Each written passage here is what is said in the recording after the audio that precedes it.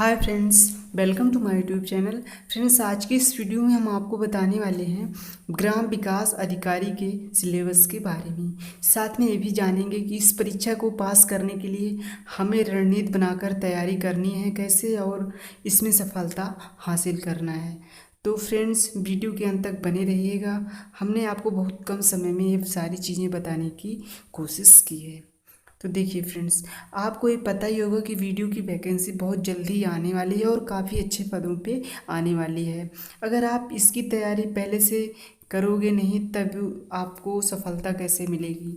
आपको इसके लिए पहले से ही तैयारी करनी पड़ेगी। तो आइए सबसे पहले जानते हैं कि सब्जेक्ट से कितने क्वेश्चन कहाँ से आते हैं और प्रत्येक क्वेश्चन कितने अंक का रहता है, निगेटिव मार्किंग क्या है और पूरे एग्ज़ाम की टाइमिंग क्या होती है। इसके बाद जानेंगे कि कौन कौन से प्रश्न पूछे जाते हैं कहाँ से, और फिर अंत में जानेंगे कि परीक्षा की जो सफलता है इसको लेकर क्या रणनीति हमारी होनी चाहिए। देखिए, जो इसमें हिंदी आती है वो 50 क्वेश्चन की होती है और इसमें 100 मार्क होते हैं। प्रत्येक क्वेश्चन दो दो अंक के होते हैं। उसके बाद क्या कहते हैं, रीजनिंग जो होती है ये भी 50 क्वेश्चन इसके भी आते हैं और कुल 100 मार्क्स के होते हैं, यानी प्रत्येक क्वेश्चन जो होते हैं वो 50-50 मार्क के। इसी तरह से जो जनरल नॉलेज होता है ये भी 50 क्वेश्चन इसका भी आता है और 100 मार्क्स के होते हैं। और इन तीनों का जो टाइम ड्यूरेशन होता है वो 2 आवर्स होता है, यानी जो एग्ज़ाम होता है वो 2 घंटे का होता है। कुल जो क्वेश्चन आते हैं वो 150 क्वेश्चन होते हैं और टोटल मार्क जो होते हैं वो 300 मार्क के होते हैं।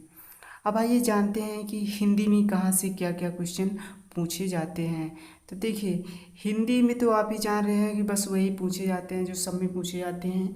समास हुआ, संधि हुआ, कारक, विलोम, विलोम शब्द, रस, अलंकार, वाक्यांश के लिए एक शब्द, वर्तनी, वचन हुआ, पर्यायवाची, तद्भव तत्सम, अशुद्ध वाक्य, लोकोक्तियाँ और मुहावरे, और जो त्रुटियाँ होती हैं अनेकार्थी शब्द, ये सब मतलब यहीं सबसे पूछे जाते हैं। तो हिंदी अगर आप मतलब बहुत हाई लेवल की नहीं पूछी जाती है, अगर आप मेहनत कर रहे हैं तो आपके लिए हिंदी के लिए कोई दिक्कत नहीं है। सबसे ज़्यादा प्रॉब्लम जो आती है वो रीजनिंग में होती है। तो सबसे पहले जान लेते हैं रीजनिंग से क्या क्या पूछे जाते हैं। जो सब एग्जाम में पूछे जाते हैं वही इसमें भी पूछा जाता है, कुछ अलग हटके नहीं है। जो अलग हटकर है वो केवल जनरल नॉलेज में है बस।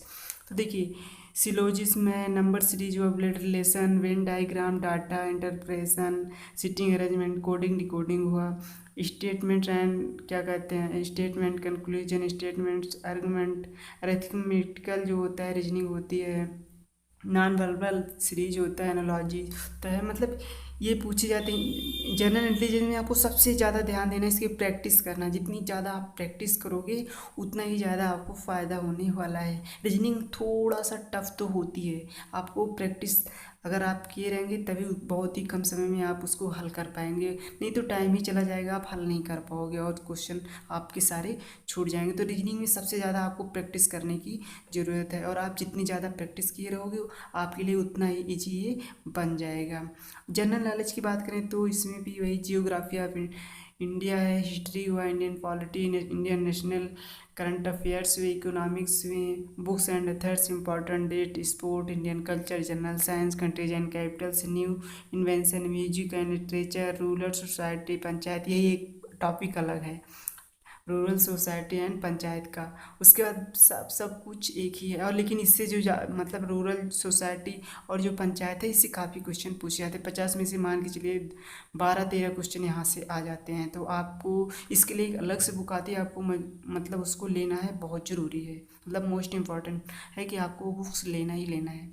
उसके बाद स्टैटिक जीके, ये तो सब आप पढ़ ही रहे होंगे। उसके बाद है current affairs and GK of Uttar Pradesh, मतलब यूपी स्पेशल का भी कुछ प्रश्न पूछ लिया जाता है। जीके वही है, केवल एक क्या कहते हैं, यही रूरल सोसाइटी एंड पंचायत वाले जो अलग से आते हैं इनको आपसे अलग से लेके पढ़ना पड़ेगा, बाकी सब कुछ वही है। तो कुछ मतलब नहीं है। सबसे ज़्यादा ध्यान देना है आपको हिंदी और मतलब जनरल इंटेलिजेंस में। तो इसमें जितना ज़्यादा आप प्रैक्टिस करोगे आपके लिए उतना ही लाभ मिलेगा। अब आइए जानते हैं कि इसके लिए रणनीति क्या होनी चाहिए। तो देखिए, सबसे पहले आपको पता ही होगा कि काफ़ी अच्छी वैकेंसी आ रही है, मतलब आने वाली है, लेकिन कैंडिडेट भी इसके बहुत सारे हैं। तो आपको मेहनत तो करना ही पड़ेगा और बिना रणनीति के बना के आप मेहनत नहीं कर पाओगे और अगर कहीं कुछ गलती हुई तो आप हो सकता है कि सफलता के चांस आपके ना हो सके उतनी अच्छी से जितना आप चाह रहे हो। तो देखिए, रणनीति के लिए सबसे पहली बात तो आपको प्रीवियस ईयर के जितने भी मतलब मॉडल टेस्ट मिले आपको या पेपर मिले, आपको उसका मतलब एनालिसिस करना है और देखना है कि कैसे और किस लेवल के क्वेश्चन आते हैं, फिर उसी अनुसार आपको तैयारी करना है। आपका जो टारगेट होना चाहिए वो 150 क्वेश्चन में से 120 प्लस होना चाहिए, कि इतना हमको सही करना ही करना है। अगर आपके 120 नंबर तक आते हैं तो एक कन्फर्म मान के चलिए कि आपको एक सीट मिल जाएगी। 120 नंबर बहुत होते हैं, इसलिए आपको 120 प्लस मान के ही चलना है और उसी अनुसार आपको तैयारी करनी है। आपको इसे मतलब मेहनत करेंगे तो बड़े आसानी से इसे ला सकते हैं। देखिए, हिंदी 50 क्वेश्चन का होता है तो उसमें 45 प्लस आप आसानी से ला सकते हैं अगर आप मेहनत कर रहे हैं। उसी तरह से रीजनिंग में 50 में से 40 प्लस ले आते हैं तो सेफ हैं, आपके लिए कोई प्रॉब्लम नहीं होगी। और जीके की बात करें तो अगर आप क्या कहते हैं करंट अफेयर थोड़ा सा देख रहे हैं, बाकी वही हिस्ट्री पॉलिटी ये सब तो आप पढ़ ही रहे होंगे, यहाँ से आपको कोई प्रॉब्लम नहीं आएगी। तो इसमें भी 50 में 35 आप मेहनत कर रहे हैं तो इतना ला सकते हैं। भाई देखिए, अगर इससे भी कम लाते हैं तो फिर जान रहे हैं ना कि कंपटीशन लगातार बहुत टफ होता जा रहा है तो आपको प्रॉब्लम होगी। इसलिए आप 35 प्लस लाने की कोशिश करिए, कैसे भी करके इतना मेहनत कर डालिए।